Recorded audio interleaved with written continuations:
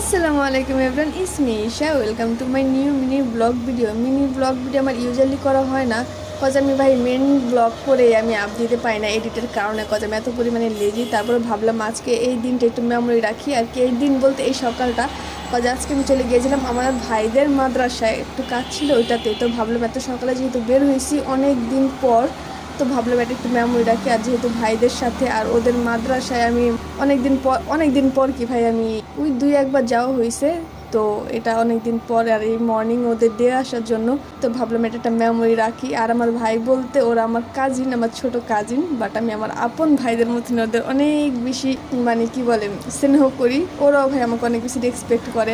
আর আলহামদুলিল্লাহ আমাদের ভাই বোনের বন্ডিংটা অনেক বেশি ভালো।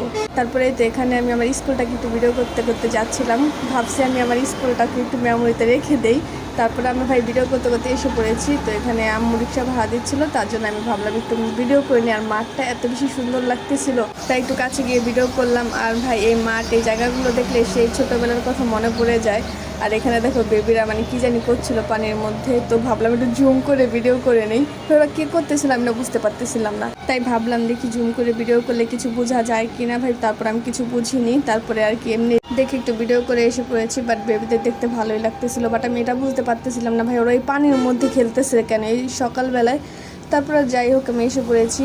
আর এখানে বিড়ালটাকে দেখো ভাই, আমি বিড়াল অনেক বেশি ভয় পাই। শুধু বিড়াল না, তুমি আমাকে বিড়াল, মুরগি, হাঁস টাস যা দিবে ভাই আমি সব কিছুকেও ভয় পাই, জানি না কেন। তো তারপর আমি মানে বিড়ালটার সাথে দেখি আম্মুর পানি যে ঘুর ঘুর করতেছিল, তো আমি একটু মানে দুষ্টুমি করে ডাকতেছিলাম। আর দেখো আমার ডাক শুনে কীভাবে দৌড় দিল। তারপরেই তো আমরা রাজকোর মাদ্রাসায় দিয়ে এখন চলে যাচ্ছি রিজভির মাদ্রাসায়। বাট রিজভির মাদ্রাসায় আমাদের প্রপার যাওয়া হবে না, কজ আমার আম্মু এত বেশি হাঁটতে পারে না। আর এখান থেকে রিক্সা মানে যেতে পারবে না, কজ আর মাদ্রাসার রাস্তাটা একটু ভাঙা। তো আমি ভাবলাম যতটুকু যাওয়া যায় চলো হেঁটে যাই, সকালে হাঁটলেও তো ভালো ভাই, আমার আম্মু এটা বুঝে না। তারপর আর কি আম্মুকে জোর করে নিয়ে যাচ্ছিলাম। আর এখানে দেখো ভাই টাটকা টাটকা ফল, গ্রীষ্মকালের ফল। এখন তো গ্রীষ্মকালে চলতেছে, হ্যাঁ বৈশাখ মাস। আর এই তো এটা হলো আমার নানির বাড়ির এরিয়া। তো আমি একটু ভিডিও করে রাখলাম, কজ কী করবো ভাই মিনি ব্লগ করি না, কজ আমার ভয়েস দিতে ভালো লাগে না।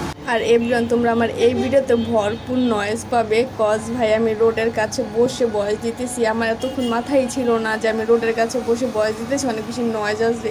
যে আমি এখন ভয়েসটুকু শুনলাম, তারপর দেখি ভাই নয়েজ দিয়ে ভরা, এত বেশি সাউন্ড গাড়ির। তো আর কি করার ভাই, আমি মানে ভিডিওতে ভয়েস দিয়ে ফেলেছি, আমি এখন কাট করে আর ভয়েস দিতে পারবো না। আমি ভিডিও এইভাবে আপ দিয়ে দিব, কজ ভাই আমি ভিডিও আপ দিই শুধু আমার মেমোরি রাখার জন্য, কজ আমি এমনিতে ফোনে রাখলে ওগুলো ডিলিট হয়ে যায়।